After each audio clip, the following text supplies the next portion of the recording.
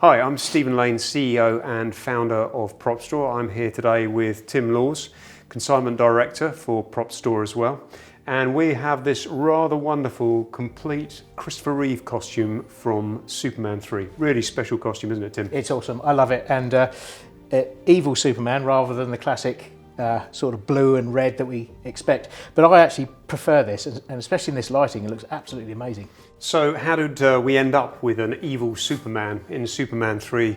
Gus Gorman, played by Richard Pryor, is tasked with making kryptonite, and during that fabrication process realises that there's an unknown element that he needs, that he doesn't really have, and so he decides to drop tar into there. So tar becomes part of the process. He presents the kryptonite to Superman. Initially there's no reaction to it whatsoever, but slowly but surely we see Superman become influenced, don't we? That's right, and as he becomes more evil and less Superman, his costume gets darker, and his makeup changes and his hair changes. Yeah, absolutely. So if it's not immediately apparent with what you're looking at here, all of the hues that you see on this costume are darker than the traditional Superman costume. So you've got this sort of black sheen, and I believe it was actually a black dye wash that they put through the fabric to create this sort of darker sheen to it. But in addition to that, you can see that the belt has been darkened down. So on the traditional Superman costume, this would be a much brighter yellow. And then with the boots, those have also been painted a darker colour, and of course the cape too. So the boots, when you look at the boots actually, you can see that they are underneath the original material that they were composed for. Yeah, even from here, I can actually see some of the red fabric at the top of the boots there. Yeah. The original red leather. Yeah, and also the back now where the zipper is. That is again from the angle that I have here is bright red. Incredibly rare to see a complete Superman costume. I think this is the only evil Superman we've handled from memory. What's really important to consider when we're reviewing a Superman costume is the fact that unfortunately there are a number of replicas that were fabricated going back in the 90s and early noughties that were actually presented to market as the genuine artifact. So the costume itself was designed by Yvonne Blake, and then the costumes were made by Bermans and Nathans in London, and that the shop that ran that, or the department that ran that, was run by a gentleman by the name of Noel Howard.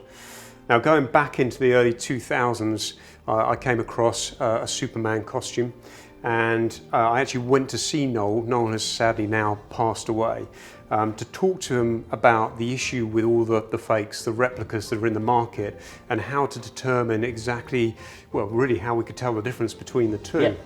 The great thing was that the costume that I found at that particular time was a genuine article, so he was able to refer to it and show me all the detailing in close up.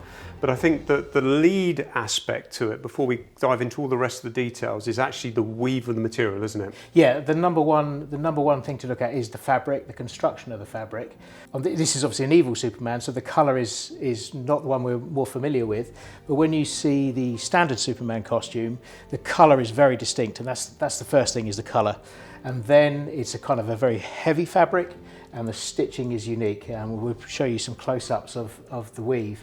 But once you've seen and handled the original, it's very clear and very apparent what you should be looking for. And it was problematic for them to actually create this costume at this time, because lycra, the traditional lycra and spandex that we know really well today, didn't actually exist during that period at all. So Noel said that they managed to track down this one specific machine out in Europe, which is the machine that weaved the material for the Superman costumes. He informed me at that point that the only other film that he was aware of that those weaving machines had been used for was for Judge Dredd, I believe, yep. for Stallone Judge Dredd. And subsequently after that, the company went out of business and no longer existed.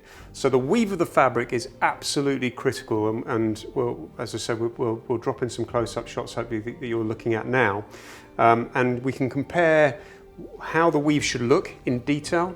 And then if you look at also the comparison that we're showing you of one of the costumes that we don't believe to be original, that's been in the marketplace previously. So I think that's absolutely critical.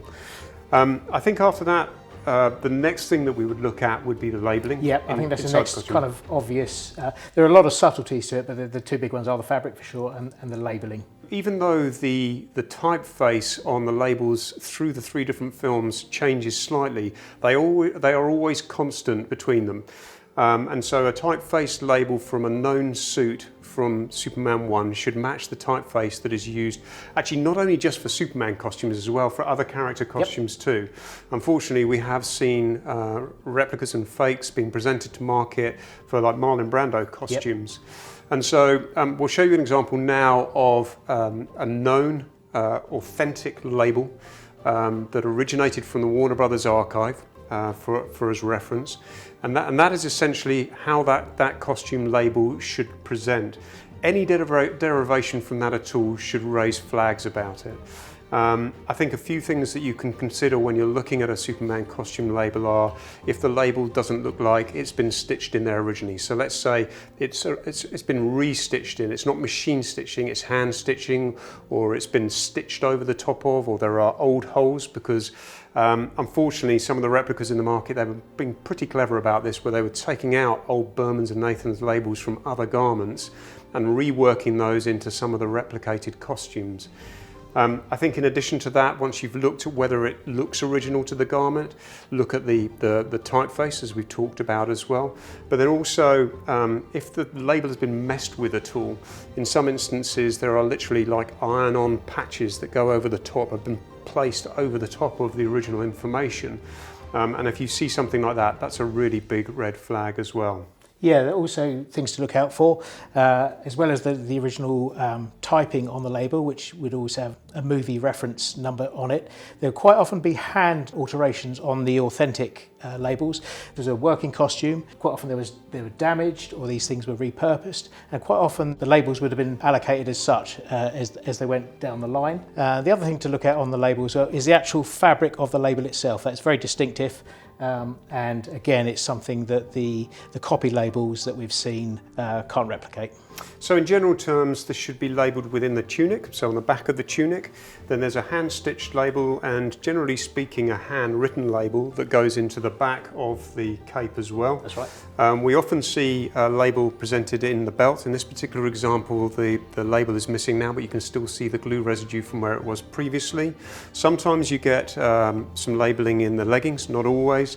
And then the boots, generally speaking, are handwritten. Yeah, black felt tip. Black felt tip, yeah, absolutely. So I think these boots say CR6, and then I think we've got colour version E noted in both the type label within the tunic on this, and then also the handwritten label that's in the yeah, and it's important to note that the E reference in the Superman costumes is solely for Evil Superman. It was the colour change, A to E, but there's an alphabetical step down. As the costume got darker, the letter got higher.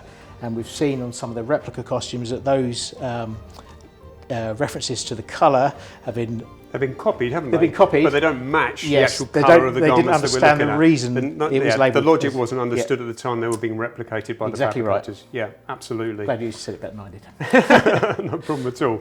I mean, there's a lot to talk about with this, with these costumes, and particularly with this costume. As you said, this is a wonderful example. So we talked about the weave, we've talked about the labelling. I think the stitching on the chest here as well is very distinctive. These were all handmade and handcrafted and hand applied into place. In fact, every logo that we've ever seen has been different. That's right. There are 6 different panels there that are sewn together internally, and we'll show you a reference photo of the complications involved. Very, very skilled job to have this very smooth finish on the outside. Inside, it's crazy. I mean, that is a really serious piece of needlework there.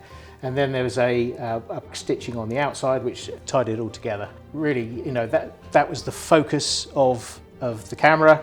It's what everybody wanted to see, and they did an amazing job putting that together. Okay, so we've talked about that. I think poppers as well, the poppers that hold the cape in place. Again, we're going to show you an example now of how the popper should look and how they should be stitched in place. Again, we've seen very similar poppers used on replicated costumes, but they're not actually stitched in the correct manner. We're not trying to give, obviously, all the tips to actually sort and refabricate one of these costumes, but these are things that people need to be aware of, because there's an awful lot of instances of these in the marketplace. So even though this is the evil Superman costume, so it is a different colour to the traditional Superman costume, it has unfortunately had some UV damage to it over time. So it's been on display for a long period of time, and we'll show you some close-ups in a second where you can actually see the difference between the fabric as it was originally during production and then as it stands today. And that's really only for the areas that we can see here that are presented and were presenting to natural light. So it's daylight over a long period of time has impacted this. Now, we have spoken to a textile conservation restoration specialist company, and they do feel confident that it's something that they could reverse if required. But in all honesty, when you look at it right, just like this, I think it presents beautifully anyway. No, I think it's just part of its history now, isn't it? And as you say, it looks so good. Why would you risk? Personally, I love it the way it is. Okay, so I think we've covered a huge amount of information there and details about this. I think one thing we should do is just turn the costume around now very carefully, and let's just have a look at the back of the costume as well.